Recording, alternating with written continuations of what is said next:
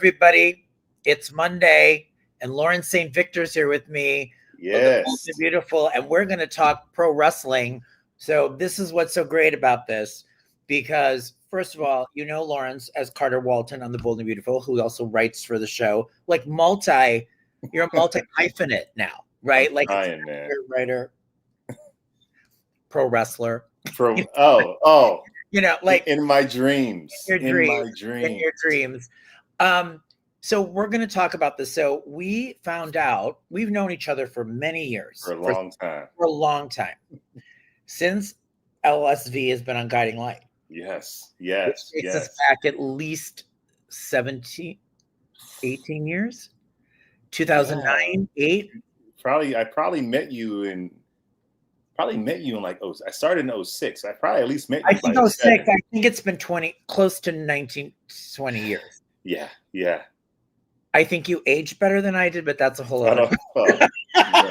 That's another question. There's a lot of gray here. A lot of gray. But so interesting bit of things. So Lawrence sees that, wait, what is going on with you in pro wrestling? Having no idea of my previous life or career in that. Nor did I know that you were a fan of WWE, which I always love finding celebrities or, people we know that are fans of it, right? Oh, yeah. Diehard fan. So how did you start? Is it as a kid or later in life? How did you come into the whole thing? Both. I think it's one of those things where I started as a kid with my dad.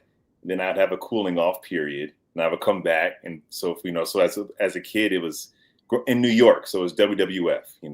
The other territories I didn't really know much about. WWF, Hulk Hogan, Macho Man, Junkyard Dog. Those are my guys. Was Miss Elizabeth your girl? I love Miss Elizabeth. You know what? I loved Are you Sensational Sherry? and Sunny. Actually, Sunny was probably a little later. Sunny. Okay, Sunny. Yeah. And then, you kind of cool off a little bit. And then the Attitude Era, and me and my dad and my sister, we were watching WWF. I was a big Bret Hart guy going into the late 80s, early 90s. And then we're going back to watch WCW. I didn't really care much for it. I'm like, Hogan's there, cool. I'm going to watch the cruiserweights, and then let's get back to WWF. And then NWO shows up. Then I'm a WCW guy. I was a WCW guy, too. I loved WCW the Monday Night Wars were unbelievable. Oh, it's so good. And I literally was I'd be on the phone with my sister who is in Wisconsin. I looped her in on this.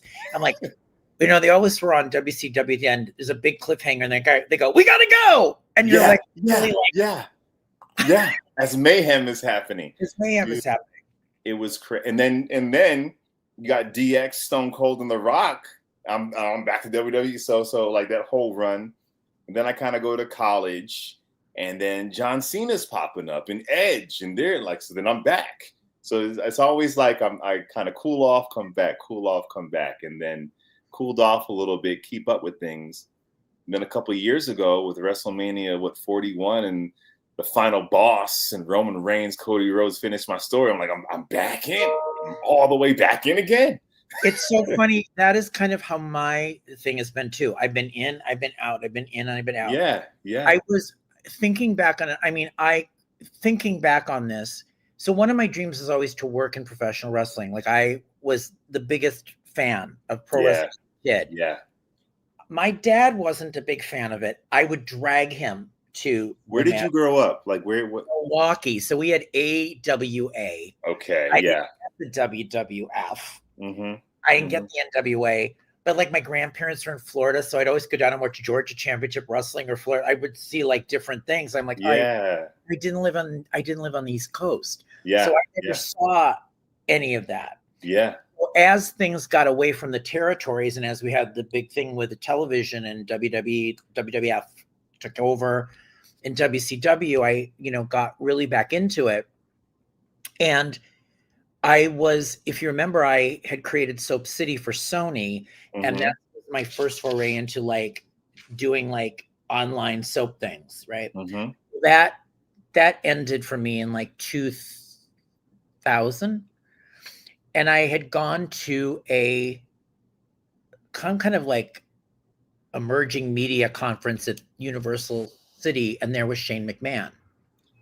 Dude. So I walk up to Shane McMahon and I go like, hey, listen, I was with Sony, but I really like wrestling. Is there like an online thing that, you know, I could maybe send a resume in and fast forward, I don't get a thing about the online thing. I get a like 6-page document about applying to be a writer for the WWE. Bro, yo. What?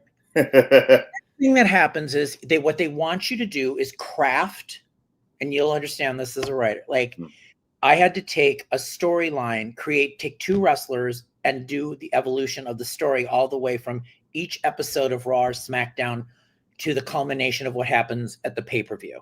Yeah. So I write these things. I made up 2 characters. 2 were based on characters that were already there. And I sent them in thinking, I'm never going to hear from them. And it was like some really weird hour of the morning, like 6 a.m. in LA. And it was back when we had answering machines. So I'm in bed and I hear, hey, Michael, this is Stephanie McMahon. We'd like you to come join the writing team. I went, and I'm like asleep. So I don't even like, because I'm thinking this isn't really happening and I'm dreaming the whole thing. Yeah. So long story short, I got my shot. And within a week, my first day was on Vince's private jet with Stephanie, JR, Vince. They're looking at me like, who is this guy? They think I'm a wrestler, the writer, a wrestler. Because you're Jack anyway. Because you're They're like, that I'm bigger than, and they're like, is this Jack guy a new wrestler on our thing? I'm like, no, I'm just the writer. And they go, you're a wrestler called the writer? That's so good. And I was dying. I'm like, what?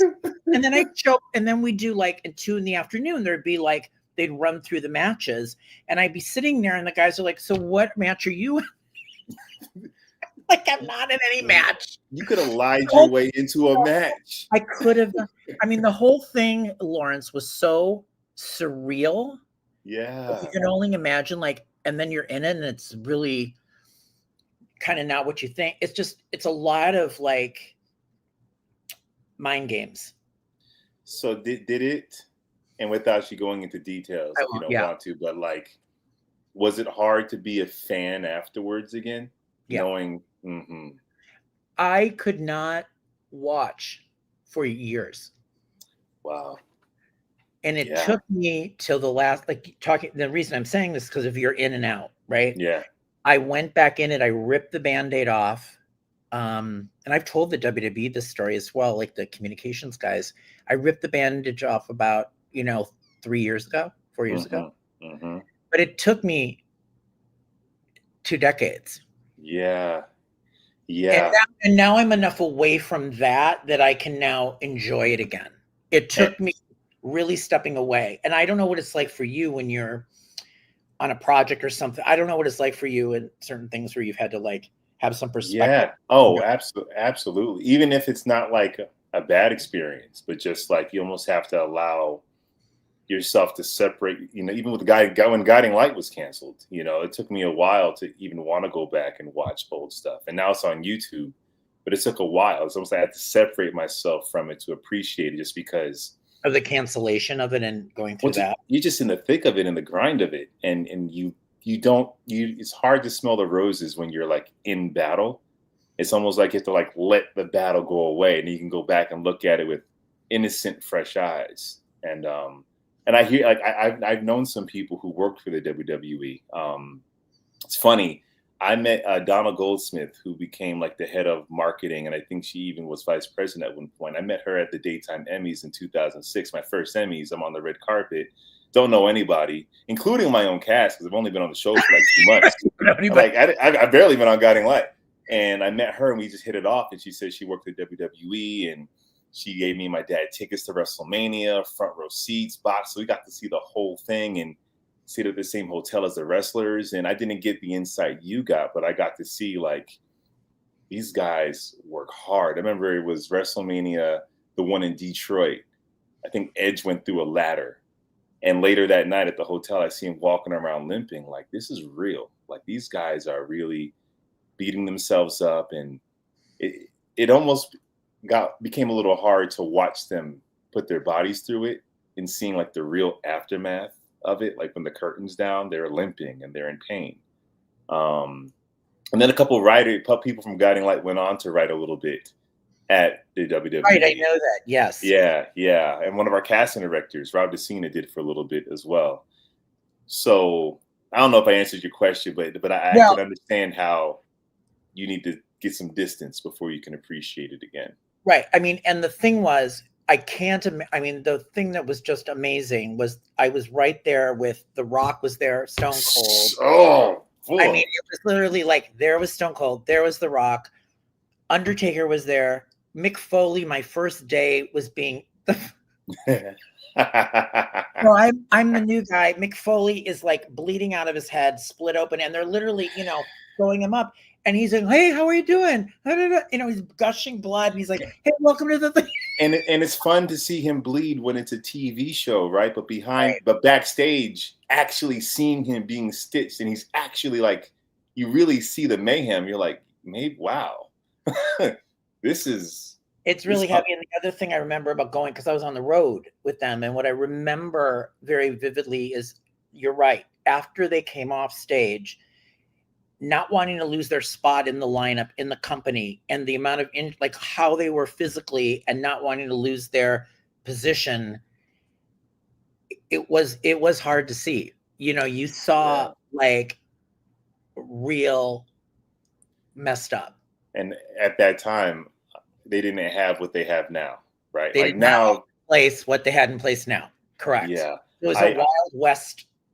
And you like I wanted to be a wrestler for a long time. And a lot of it was romanticizing what it was. And I have all the books, read every wrestler's book, and because of Don, I got to get close to see what it's like behind the scenes a little bit. And I'm like, man, this is brutal. And then at that WrestleMania, my dad actually went to school with IRS. They were in Syracuse together playing football.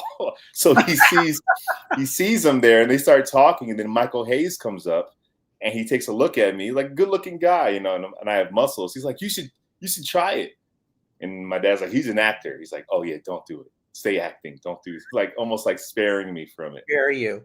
If I would have known that's like the invitation wrestlers are waiting for Michael Hayes to come up to them and say, hey kid, give it a shot, I would have took it. I was so ignorant.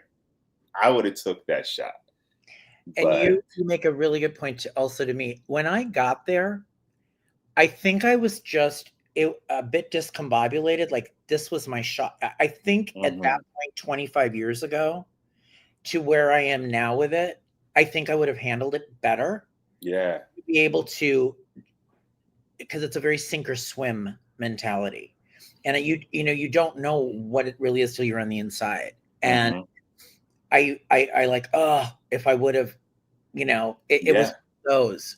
And that's why it took so long. I mean, but it was incredible to even know that my knowledge of wrestling could get me that far to write something that they would do. I mean, it was like, I'm like, okay. And I was like, so thrilled.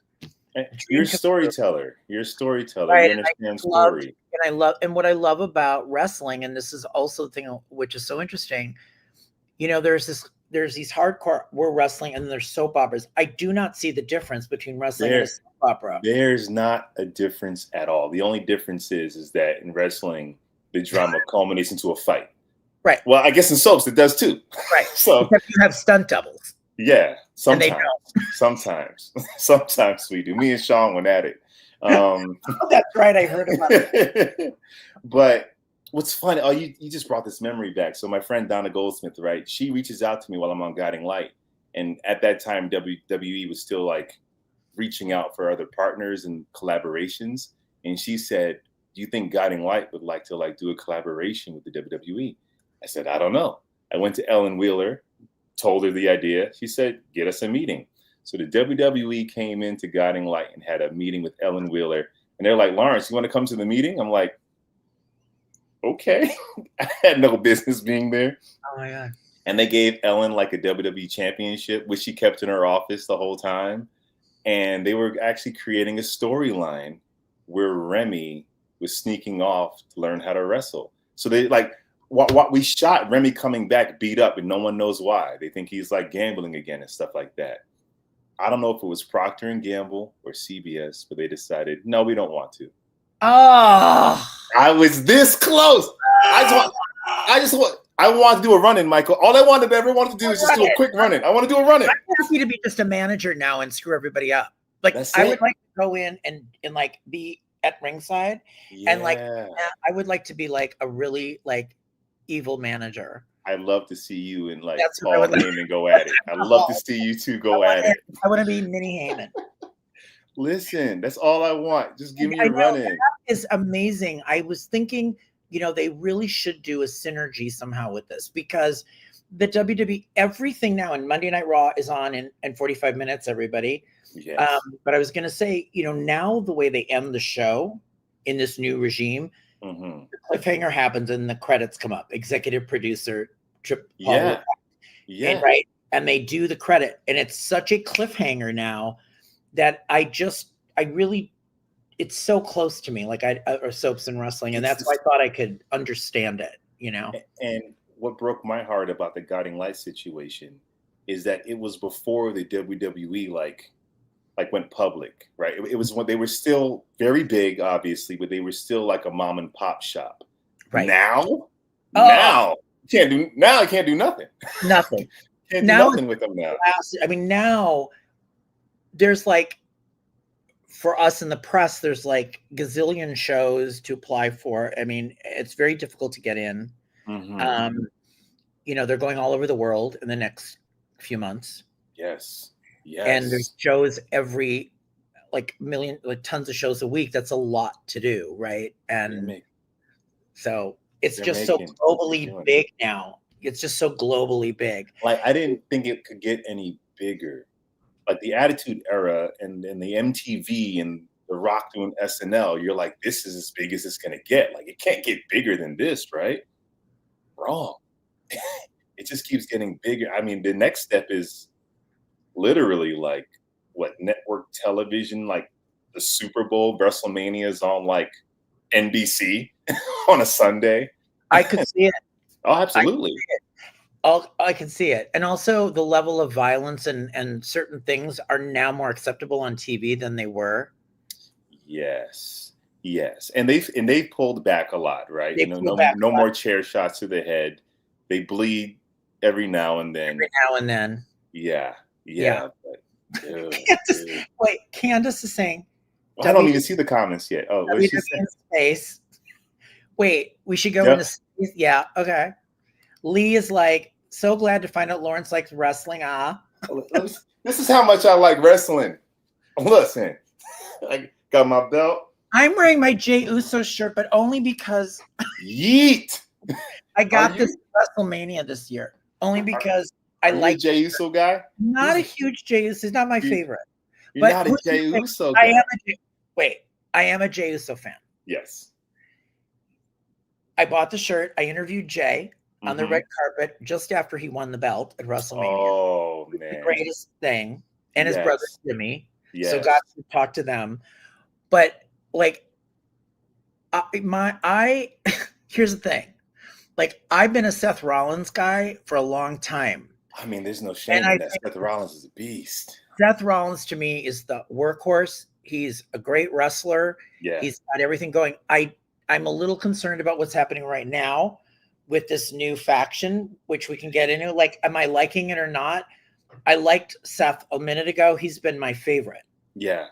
I love Seth Rollins. And so it was really interesting, and you tell me what you think. When I went to the WrestleMania in Vegas in April, you go to the store and I found this, right? I'm like, where's the Seth Rollins shirt?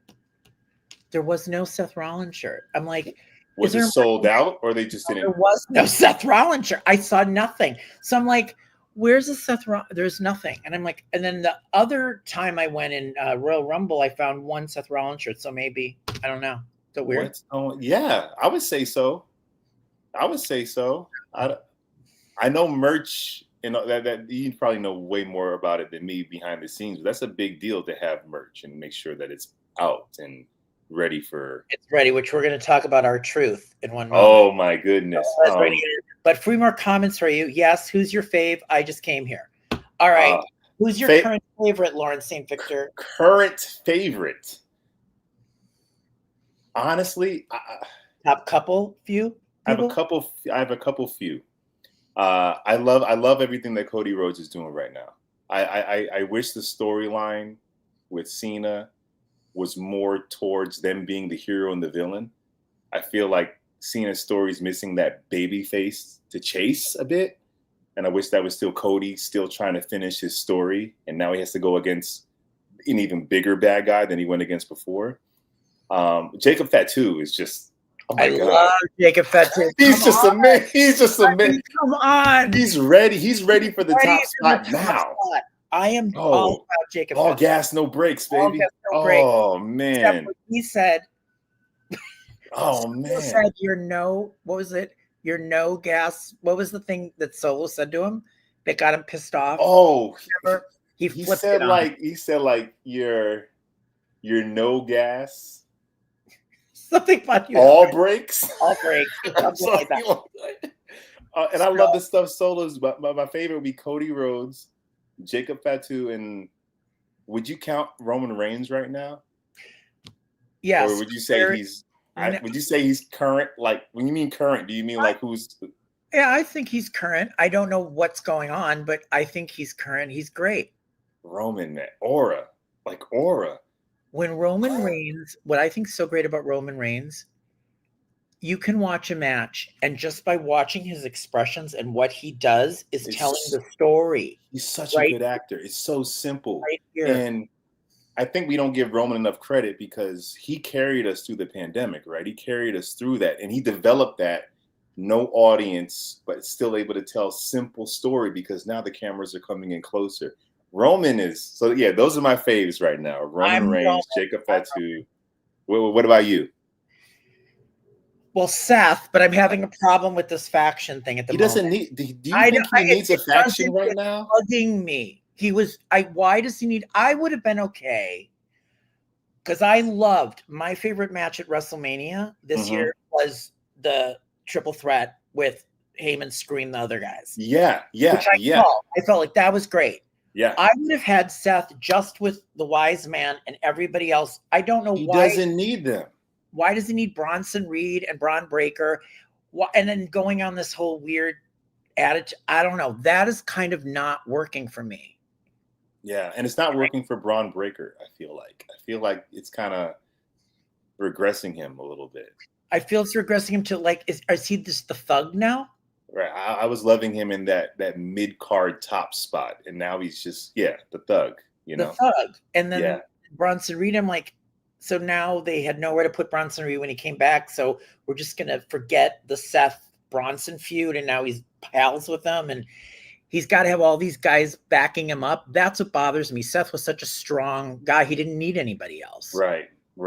So Seth, Jacob Fatu, absolutely. Oh my absolutely. God. Like I jumping to this. Okay. Like part of this.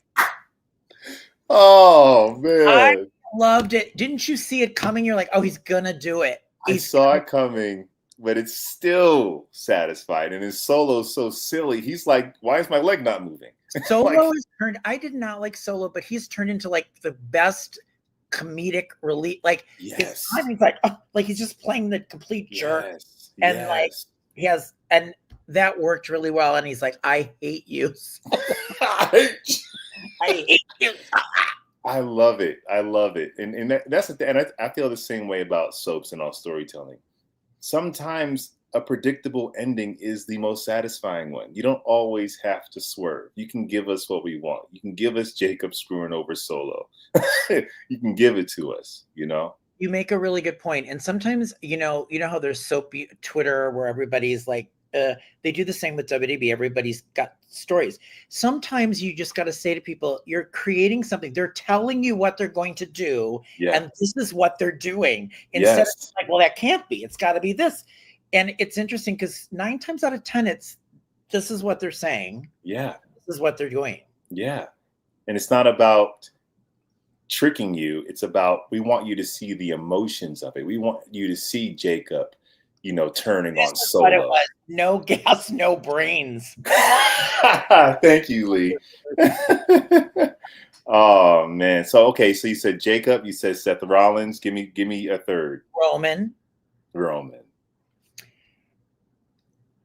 And let me just say this about Cody. Mm-hmm. Okay. There's a lot of the Cody shtick that is like, oh, come on. But one of the things that gives me such, it warms my heart, because you remember as a young guy or a young boy how much this meant to you. Mm-hmm. And when I see Jey Uso, yeah, or I was going to show you this if I can find it. Let's see. Like, how great is this? He brings a little boy up. I mean, come on. Yes. Like this moment, and what Cody does when he comes out. There was a kid that was dressed, had the coat, almost like Cody, and he stopped on his way to the ring and gave the kid a hug.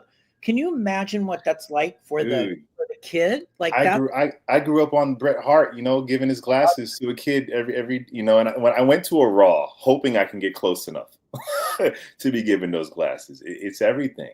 I mean, and I feel like the business doesn't work without pure baby faces like that. You need them. You know, it makes the heels work, and that's why I love Cody. He's a pure, like, white meat baby face. You know, he just needs a heel to go against. He doesn't work without a strong heel.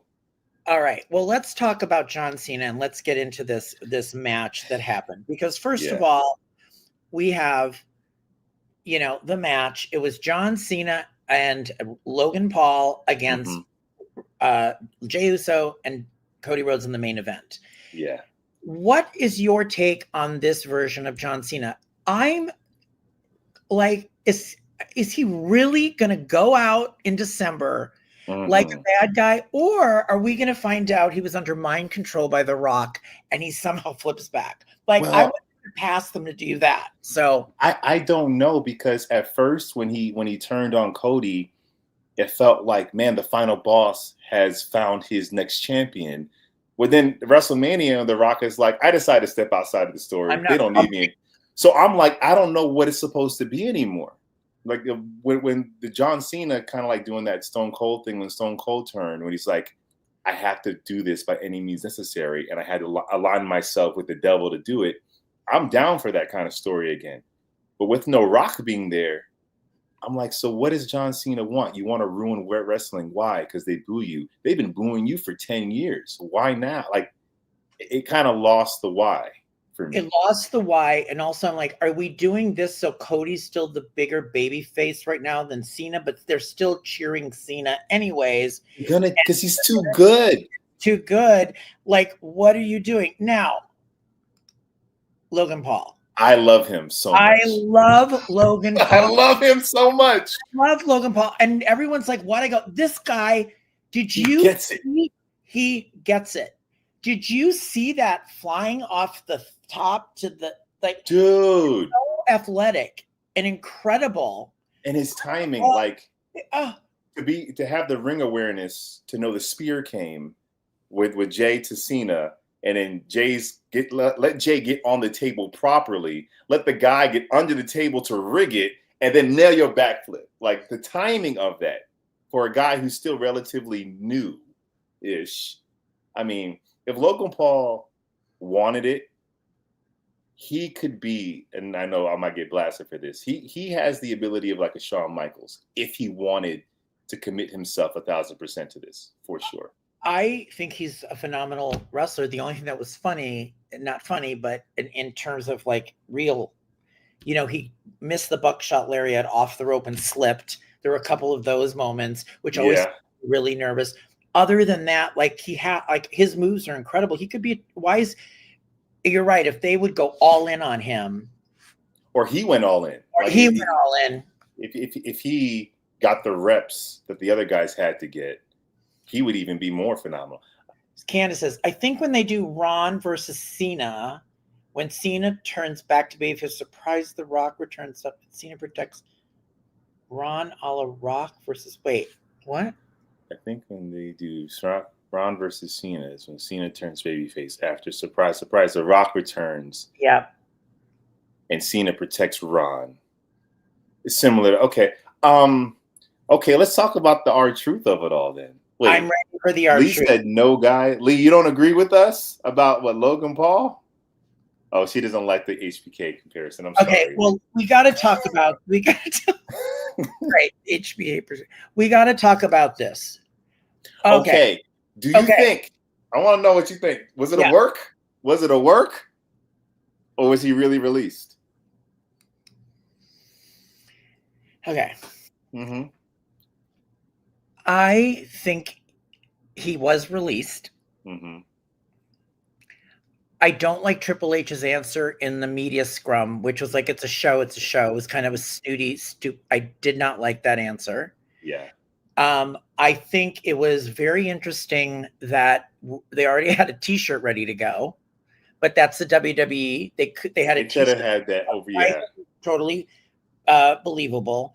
But I've also never seen in memory this kind of love shown a guy. That they did, and I think they probably released him.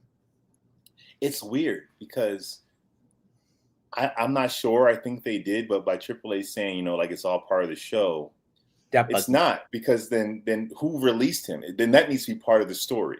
Who released him from TKO? Who was trying to get him out of the way? And then who got him back in? That needs to be part of it now, because it can't just be he was released like a regular wrestler. That's not a story.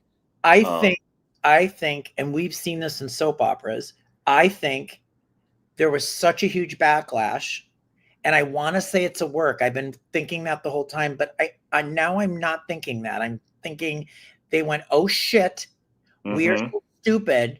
They're really pissed. We can make money off of this. We can make money off of this. We can make money off of this. Let's do a T-shirt. Oh, and wait, we need an ending to this match. Let's have him come in and screw John Cena.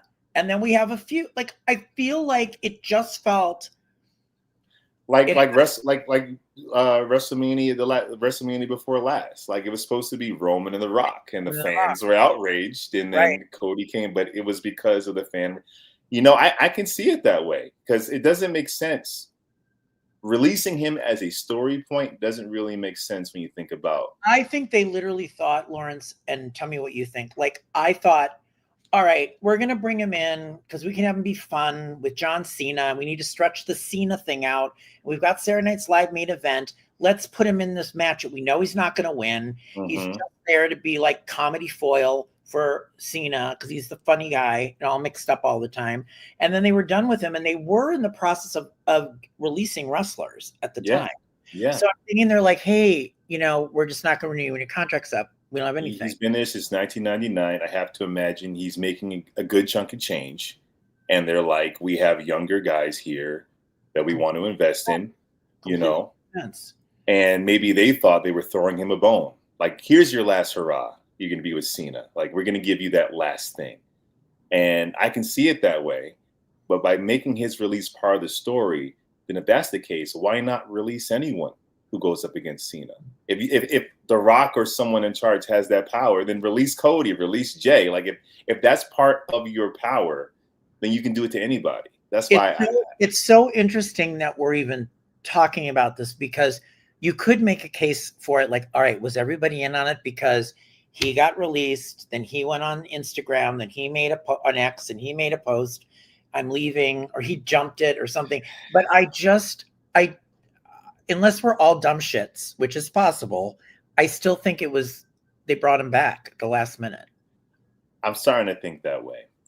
And I think even with Triple H's answer, like, he couldn't give you a well-crafted answer. At least give me something well-crafted. I think which is weird. I thought he would say, because there's nothing wrong with saying, you fans wanted him.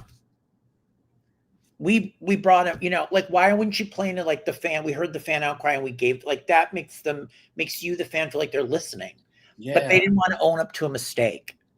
And it felt like this must have happened in the midnight hour, because they could have also said he's still released. He trespassed. He came in. He did a run-in. He wasn't supposed to. Like, if they thought about it, They could have said he's not hired. He just ran in. We have to up security, but like none of that. That's true. That's a great point. And the other thing that was really interesting is just because he ran in, everyone's like, he's back. He's back. And I was like, is he back? But then immediately they had the merchandise and they had the. That's because they want to make the money instead of tell a story. There's a Ron Killing shirt now, So Tia's like, the way Ron Killing's let go was sour for me. So thank goodness he was brought back. Okay. I mean, I was shocked. I thought it was a trick. I didn't believe it when I first saw it. So it hit me hard too. But they're not managing. They're going to mess up his return. They need to keep it ambiguous. Resist the urge. Don't sell those T-shirts. Make it like he's still released. He's trespassing. He doesn't belong in here. And then maybe someone at the top. Maybe we get Shane McMahon back, and he's like, "Well, I'm bringing him back," or Stephanie, or somebody. Like they did back in the day. A bigger powered person comes in and pulls the strings. And you bring the best. I thought wrestling was best with the McMahon family wars were going on. Gosh. There was nothing better than that. Nothing. That was kind of like, I think I got there when that was just ending, but that was what drew me in. Like those storylines with the McMahons against each other. Oh my goodness. It was so good.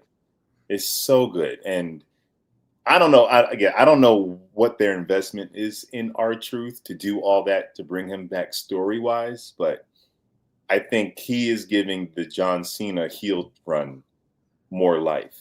Because Cena, he's too good on the mic. He's gonna bury everybody in a good way that he goes up against. But we love R-Truth so much that it doesn't matter if Cena gets on the mic and buries him. We're still gonna cheer for. There's no way we're booing R-Truth. Well, one thing too, other than Cena, what's going to happen to him, right? So like that, the other thing is bring him back, and then you're going to have everyone wanting him back, and he's just going to be there. Well, why did he have to win 17 right now? He won the prize. He won the thing. I know now it's about him keeping it to ruin wrestling, but shouldn't like his last match be that I've burned every bridge, I've killed every opponent, I need this. And we're going to find out if he wins. If he wins, he's taking this home with him. If he doesn't, then the villain was destroyed. Like, shouldn't that be the final hurrah? It should have been, but we're already in the middle of this other thing on the farewell. And we're like, who's he going to go against that's even a viable opponent? He beat Orton already. We already did Orton. Do you think Edge can come with them? What do you think about? No. Do you want to bring in older guys? We should be building up the roster we have, right? We shouldn't be bringing back a Brock. We shouldn't bring back an Edge for this, right? I don't think so. I think we need to talk. I'd love to book Lee. Let me get on the staff. Seth and the guys. So Seth wins the Money in the Bank briefcase. What did you think about the match? And I thought Seth was going to take this because of the lineup, and it only made sense for the drama moving forward for Seth to try to take over wrestling, right? I think I like the match. I think Seth was the only option. Like, honestly, you can have him go against Jay and it'll be great. You can have him be like, well, Cena, you forgot about me. Like, you can put him in any combination. I would love if it could be Cena Rollins. I'd love it. I just don't know if they'd do it. I would love it just to get Paul and Cena on the mic. Heyman and Cena just firing back and forth. Oh, but I think I like the women's match more. Let's talk about the women because it was fire. It was great. So good. It was great. So and we had Stephanie Vaquer, who I think is amazing. On fire, dude. Like, let's just give her all her props because she's got to be the champ. And the only missed opportunity was not having Booker T on the mic. To lose his mind. Oh man! But it was great, and Rhea Ripley. They love Rhea Ripley. I mean, and she's another one where she's so popular, and she's like an anti-hero where she needs an opponent. Like, she needs that person. They got to build up someone for her to go against. There was Alexa Bliss, Roxanne Perez, Juliana. And my pick, who won? Naomi. Let's go. Let's go. She's doing Amazing work of her career. Oh my! Did you watch her during the press conference afterwards? Nothing I loved more than Big E.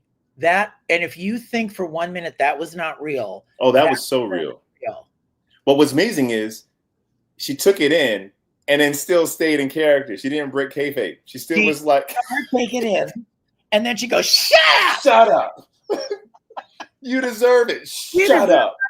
So she's literally getting really emotional with him. Yes. And knows she's about to lose it. Yes. And she turns it. I thought, wow, she always stays in care. Like before this run, if you went on her Instagram, she would block out pictures of Solo because she didn't want you to think he was at the family function. Like she is committed. I love it. And it's her time, man. It's her time. And I have something to tell you. So when I posted yesterday on my Instagram post, I tagged Naomi. She put it on her Instagram story. Bro. Because she's Trinity Fatu on Instagram. So she put it up there. I was like, oh my God. And I was supposed to, it's sad thing was, she was in Queen of the Ring, that movie. Oh, I didn't know she was in that. She is in it. And she has a part in it. And there was a press junket. Do you remember when the turn happened? It was revealed she's the one that clocked. Yeah. And she's wearing the neck brace. Well, the movie PR people were not in sync with the WWE, and they had interviews set up for her right after that. So they didn't want us so that thing got nixed. And I was like, oh, I was so looking forward to interviewing her. It didn't happen because she had I think they didn't want people that were interviewing for the movie for her to slip up and talk about. We all saw her be revealed, and it was so I was like, but so either she's a Lawrence St. Victor fan. No, listen, this is all you. She was like, okay, but I'm a big fan. I am Naomi's Mike. I'm like all for her. Dude, since the Funkadactyls, Total Divas, watching her come up, the glow. The glow. The glow. I like the glow. You did? Well, I feel she got diminished during the glow. She did, but I felt like she was still pushable. It's just the people didn't like give her a heel that is trying to diminish. Like she could be good in any position you put her in. You just have to give her the push. And she's finally getting the push now, but I feel like she could have done this kind of work 5 years ago if they want to push. She had to leave the company and come back. And Ms. Caution, yeah, that's funny too. She's wearing the caution stuff. I love it. I mean, so good. So who do you think she'd cash in on?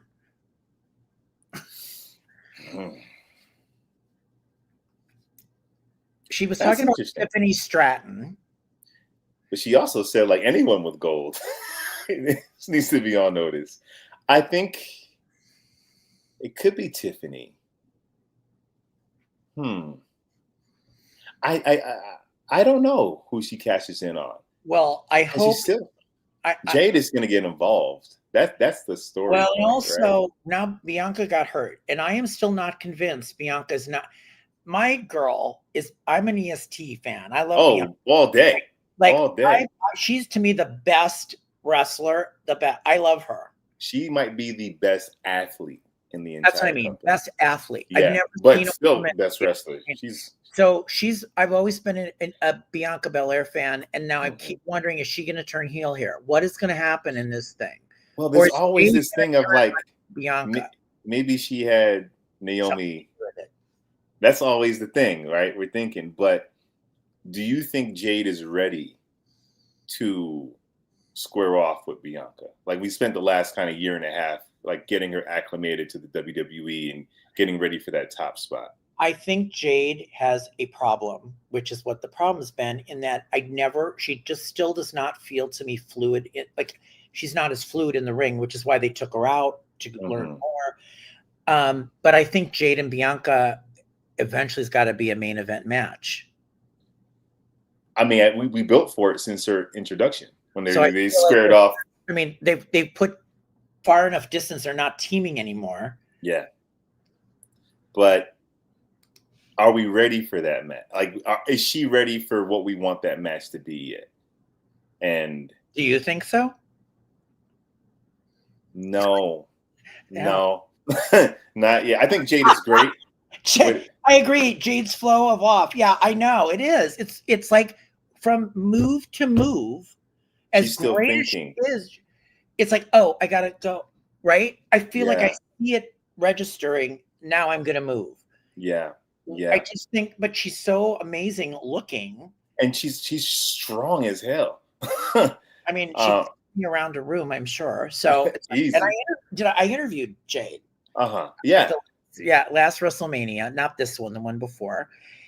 Could not have been the coolest. I had the best interview with her. And she was great at PR, like really good on the mic, talking to the press, really good. I thought, wow, she is really good. And we all have high hopes for her, but I think she doesn't have the. Let me pitch this to you. Because remember back in the day, Attitude Era, growing up, like every wrestler was very different, right? Now, like everyone spears, everyone dives through the ropes. But back then, it's like everyone had a different moveset, everyone had a different pace. And I think if they book Jade in that Triple H, Kane, thoughtful, melodic, strong, she doesn't need to run the ropes like that or do kick-ups or do drop kicks. She's strong. Let her be the strong one. Let her be that. Just pick them up and throw them down. Pick them up and throw them. And I can't grapple with you, but I'm going to punch you in the face. Right? Because like Stone Cold, when he broke his neck, he couldn't be that ring general anymore. So he had to be a grappler. Like, switch her style up. Stop making her be what the others are. Make her be just. That's actually a great point. Like, let her be the strong woman, man. Person. Yeah. Right. Yeah. And just punch you in the and let her finishing move be punch you in the face. Just she has knockout power. I don't know. Okay. Becky Lynch, and I want to say Lila Valkyria was amazing in this match. She is great. She is great. I thought she was so impressive, and I'm annoyed with this Becky thing. But what did you think of? I mean, this is the match I was the least invested in. Like when I would just catch up and jump in, I didn't jump in too much into their arc. But what I like about it is, I feel like, you know, the WWE is a babyface territory, and for me, it works better when the babyface is chasing the title. I'd rather see her chase the title than see Becky just complain and whine and try to get it from her. So, and then the end of the match, when she was not happy, she wasn't a good sportsman. I think they were like, I think what happened here was Lyra was going to get a push as the champion, and then Becky pulled the trigger to come back. Mm-hmm. And they needed a storyline for her because there wasn't much nothing for her to really do. The only thing I've been hoping is, could we make Becky a Heyman girl?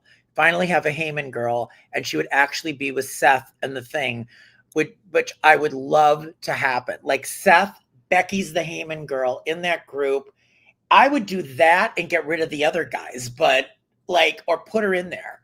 So then I know you want Seth and Cena, but I probably would have Seth cash in on Jay, get that belt, and have him and Becky with titles with Heyman. Because we can't. Cena needs the belt for the program. Cena's got the belt. He needs it for the rest of the run. Right. But yeah, and then of course they're gonna have issues and then their whole thing falls apart. Yeah, and Heyman's in the middle. Almost like a marriage there, a couple's therapist. Really good. Now, what do you think about Dirty Dom and Liv? I love everything about them. I'm a Dominik Mysterio guy, and at first I didn't understand what the big deal was at first. When I would jump in and jump out, and he is outside of Logan Paul because of stuff outside of WWE. Dom might be the only pure heel, where no matter what, he gets booed. No matter how popular he is, he gets booed. There's gonna no split. He gets booed. Well, now they were rooting for him when I was at WrestleMania. The crowd was like, Dirty Dom, because they wanted him to win. They did. Yeah. They were cheering him. They're turning him. Yet he's so good. He's such a natural wrestler. Yeah. And he's got the mic. I mean, he's really great. Good. And she's amazing. Well, she's amazing. I just need her to stop chewing gum. But I don't. You know, I saw that online, but I think that's part of it. She knows you don't want her to chew gum, so she's going to chew more gum. I don't know. What do you do with them? What do you do with them right now? Like, what is their? I was thinking that Roxanne Perez, who's now kind of in that Judgment Day, hovering around, there's a fallout there, and maybe he likes her, Roxanne. I don't know. Like she's going through all the ladies of the Judgment Day, and then it's like Carter, just going through the whole cast. I don't like. Candace, wait. You said I wanted Becky as a Heyman girl, but now I don't think so anymore. So you don't want her as a Heyman girl? Well, but you wanted her as a Heyman girl before Seth? Or elaborate. Elaborate, please. Dirty Dom was a face when he won. Was he a face? Or did they just like a face? That what's happening is they're cheering for him, but he's still bad. You know, that's the thing with the WWE universe. They will cheer you even if you're bad. Which they will. Makes it probably really hard to sell anything. It's like I'm trying to get heat. And I don't know what you people want. So that made it really interesting. So tonight, before we go, it's Jay and Gunther. I mean, on Netflix in 10 minutes. What do you think? I don't want it because Jay's not losing the title, and Gunther shouldn't lose right now. So I don't really want. I don't want the match. That's what I'm saying. Yeah, I don't want the match. They're too good for nothing to happen, and I don't want Jay to lose. And Gunther can't. Gunther should like never lose. When he loses, it's a big deal. He's that guy. That guy. Are they going to keep him without a title? This time, is he going to drop the title? I don't want Jay to lose the title. Not yet, and not on a Raw. Not on a Raw. Not on a Raw. Like SummerSlam, fine, but like not Raw right now. And I don't want Jay to lose the title, but that's the thing. Jay's more interesting when he's chasing it. Well, right now they have a lot of the heels. I think all the heels have the belts. Yeah, which is, I mean, Cena, Becky. Jay. Well, yeah, Jay has to. Jay's the only one. Jay has to. Everybody, Dominik, everybody. Yeah. Well, Jay then has to like. I feel like they don't let him get on the mic enough. Like I remember when they were trading barbs with Cena and Cody and Logan. Like he didn't say anything. He barely said a word. I think he messes up his thing sometimes. I think so too, and I feel like that's the thing. That's gonna determine if he has a long run or not. Because I think the like all of that is fine. Yeah. If you want him to carry a promo, something is not always. I don't know. All I remember the best thing was them all breaking up in the Bloodline when the Uzi thing happened. And none of them could keep a straight face, right? Yes. Right. It was like. Well, before so Punk. Wait, what do you think of Punk? I like Punk. I've always loved Punk. Okay. What are we doing with him right now? Is he going to be against Cena? Maybe, but Cena's not going to lose to Punk. Like I don't want to just see Cena do his greatest hits. We saw him in Orton, which was fun, and then we'll see him in Punk, and like I want it to matter. And I don't think Punk, as much as he should matter. Like, honestly, if you told me it was Punk versus Gunther tonight to maybe start something, I'd be like, ooh, that's interesting. Where's that going to go? But Punk calling out Cena, it's going to be great promos, and then Punk's going to lose, and then we're on to the next. Unless, do you see Cody winning the belt from him before he leaves, but then he doesn't go out of champ? I think Cody needs to. I think, in my opinion, this whole thing fell off when it stopped being Cody's story. It still needs to be Cody's story to me. And these are just all the super villains that are popping up. And the biggest one is Superman now turned into a bad guy. How do you face your hero? You got to. Like that, to me, it still needs to be Cody's story. And the fact that they brought Cody back for the first time since he lost in this tag team, I'm like, nah. It was really weird. Before I let you, I know you got to wrap. I was going to say at the thing afterwards, at the after show, they were talking to him, and he's like, I don't want to get into anything other than my right now. Like, they were trying to, like, he wouldn't say anything. I'm like, so why are you back? Like, are you not going to be pushing? Like, are they just going to just milk the Cena thing? So they want Cody to, like, because he should have said, like, I'm back. I want my title. Well, maybe they don't know. Maybe, like you said, the R-Truth, Ron Killings, it wasn't a work. And now after this pop last night, we don't know where we're going. It should be Cody, but we got money with R-Truth. So you got to go with R-Truth versus Cena at one point. R-Truth is going to be talking on Raw. So listen, on Raw, he can't have been not like fired. So it's similar to what happened a couple of years ago. I feel like Cody's taking the back seat for the immediate money on the table. The immediate money, Rock versus Roman. And now it still should be Cody. I know that we don't do rematch clauses anymore, but it still should be Cody. But you can't not use R-Truth right now, even if Cody was part of the plan. R-Truth is like, you're my childhood hero. And then we get a different kind of R-Truth tonight.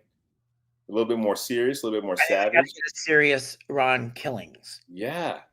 Unless we're all being taken for another ride, but we'll see. Who Anyways, it is so great to talk to you. You have to come back. We got to do this again. Oh, please. This is so much fun. We got to do this again. You got to come back in your Yes. schedule when you're not romancing a hope. When you have some time between romancing hope and now, please come back to what's I will. I most definitely will. I know you're busy with the Foresters. Yes. Getting back in their good graces takes some time. Good graces after all the horrible things we did. Which were they that horrible? All right. That's a whole nother conversation. Thank you so much, man. Thank you so much. All right, everybody. Thank you so much. See you soon.